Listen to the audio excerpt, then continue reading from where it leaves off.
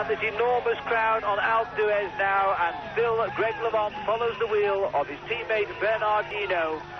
The two riders who have projected themselves without a shadow of a doubt as the two greatest riders in this year's Tour de France. An enormous crowd lines the mountain now. It's almost a victory route to the summit of Alpe d'Huez for Greg and for Bernard, because Zimmerman is now 5 minutes behind on the road. He's losing his second place overall for certain to Bernard Hinault. And also, I have to say that there is no sign, Nick, of Robert Miller. We think he could well be over 10 minutes behind. He's not in any of the chasing groups that we can find. And it looks as though Robert Miller, who was fourth over the climb of the Col de Galibier, has now paid the price of actually trying to win this Tour de France for Britain this year, having already finished second in the Tour of Switzerland and the Tour of Spain. And this third big tour, I think, has proved just that little bit too much. Here are the chasers now, led by Claude Pupillon, the former world champion from Belgium. Nicky Reutemann, a teammate of Greg LeMond and Bernard Hinault there on his right. And, of course, a stage winner in Toulouse at Blagnac. And on the left, wearing the French champion's jersey, Yvon Madio. Well, Paul, another amazing day in the Tour de France. Well, this is a fantastic day in the Tour de France today, because people have been questioning whether Hinault's the best or whether LeMond's the best.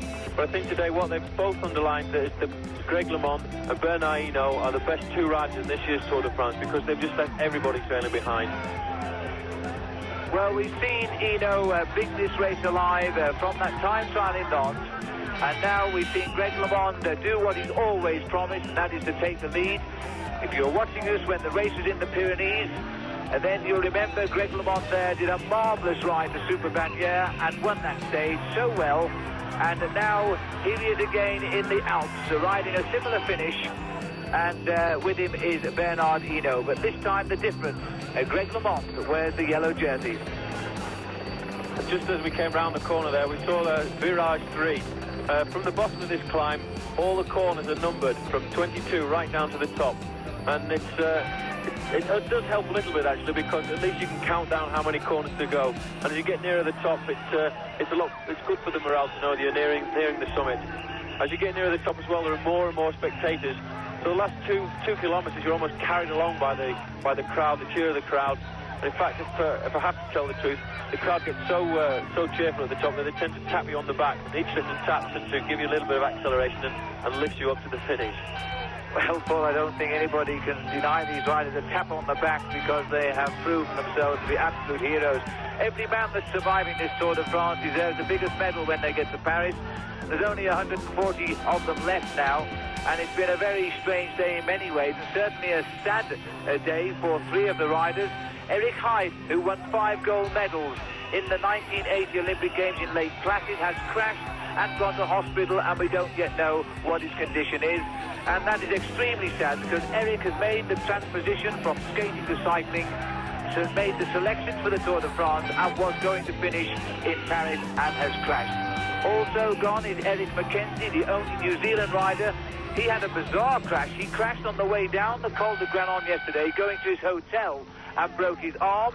He started this morning and was forced to abandon at the start of the climb of the Col du Galibier. And the other one, as we watch here, an attack by Fuerte, Cabrera rather, leaving his group, trying to snatch a place, but many, many minutes down the mountain, I may add, at least 8 minutes behind the two leaders. The third man who has had to abandon the race today, Pedro Delgado, a Spaniard who, in fact, is a teammate of Cabrera, and sadly, Delgado, occupying 5th place overall, has had to leave the race because his mother died during the night. So 3 riders of distinction having left the Tour de France today. But while we watch here, Cabrera try again to snatch something out of the lower positions. He's been on the attack daily in the mountain, but never in the hunt for that first position. Well, this is an amazing Tour de France as well, because with the retirement of Pedro Delgado and the distance that Robert Miller's behind, we could see for the first time not only an American being first in the yellow jersey, but 2 Americans in the first 4, which is absolutely unbelievable. Because Andy Hampsten has started the day off in 6th position, and with the retirement of Delgado, and if Robert Miller is more than 3 or 4 minutes behind him, well then Robert is going to lose his place, and Andy Hampsten from the La Vie Claire team is going to move up into 4th place overall. And indeed that is true, and Hampson, wearing the white jersey as the leading newcomer to this year's Tour de France, he is in fact in the group just behind Cabrera, the rider we saw attack. And now we're back with the two men in the front, the two men who really are eating up the riders in this year's Tour de France. And just look at the crowds here, watching them go through. A tremendous atmosphere on Alpe d'Huez.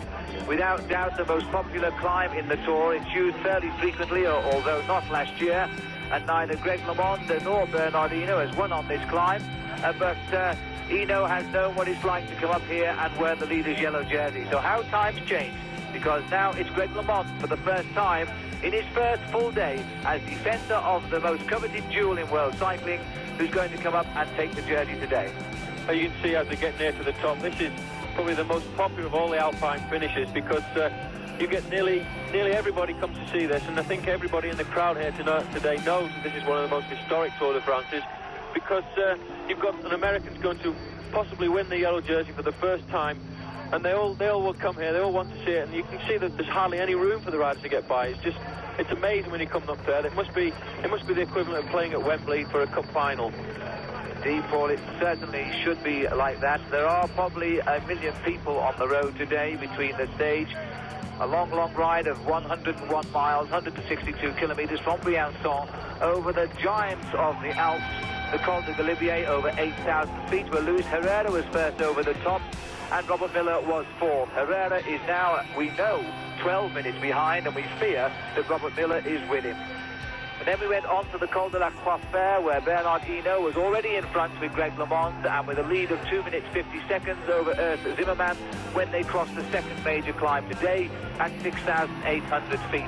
And if those two weren't enough, they came down the valley, and now they're climbing to the finish today of Alpe d'Huez at 6,138 feet. And still these two men are out in front, having built a lead of almost 6 minutes now over Urs Zimmermann. And we are up amongst the ski chalets now of this famous ski station that normally at this time of the year is closed but is open for the Tour de France, and there are literally thousands of people here. And as you can see, the Tour is coming here today. It will spend tomorrow its only rest day, and guess what the riders will do? They'll go down the mountain by car and they'll ride back up it for training. There's the kite flying in the sky today. It heralds the end of the Alps as well. And fittingly enough, the two best riders to pass through the Alps and the Pyrenees. Hinault first under it, Greg LeMond in yellow is second. And this is now coming towards the end of what has been a most memorable section in the Tour de France. The mountains again have produced the truth and produced two great men here. And Greg LeMond must be feeling now as though his Tour de France is coming a little bit closer. It's amazing as well to see them, after all the rivalry that's been written about them in the press in the last few days, after Hinault's not going to help LeMond, LeMond's not going to help Hinault, to see them reunited this day. Well, it's been a fantastic day really for these two riders to go away and just stamp their authority all over this Tour de France.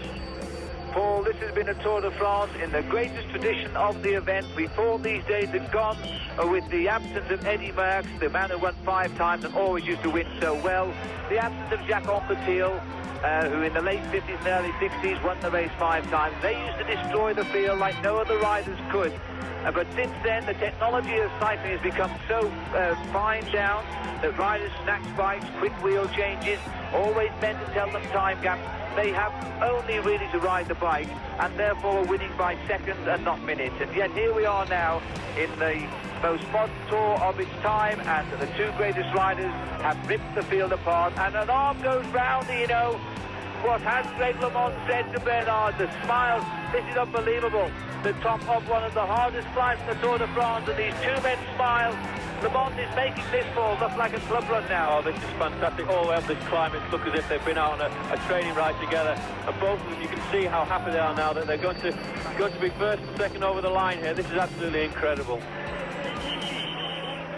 Well, as they come into the finish, I'm going to ask Cathy LeMond to say something alongside me here. She can tell us what it's like now to see Bernard Hinault and Greg come up the mountain. Cathy? It's fabulous. I'm glad to see they're such good friends still. You can tell. What do you think Greg said to Bernard then? You win. You win. He said, you go ahead, you win, you did everything. Well, let's wait and see if what Cathy LeMond says. Has she told Bernard? Like this, watch. I knew it. I knew it. All right. All right, there we are, the first time I've ever seen it. Two men coming up the Tour de France and now do it together. All right. The cheers are enormous, and you can hear Kathy shouting, all right. Great LeMond and Bernard Hinault have won this Tour de France together this year, and that's for sure, even if LeMond is the one wearing the leader's yellow jersey.